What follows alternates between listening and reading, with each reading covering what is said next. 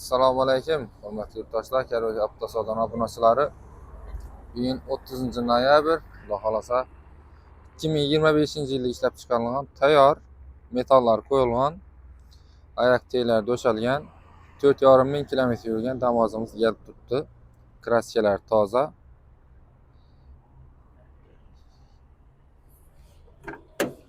İchlarida oyoq teglarida narsalari, patologlar o'zgargan, kolonkalar qo'yilgan.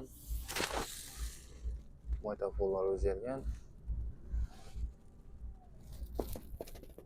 İchlarning holatlari. Arka kapotidan kolonkasi bor ekan.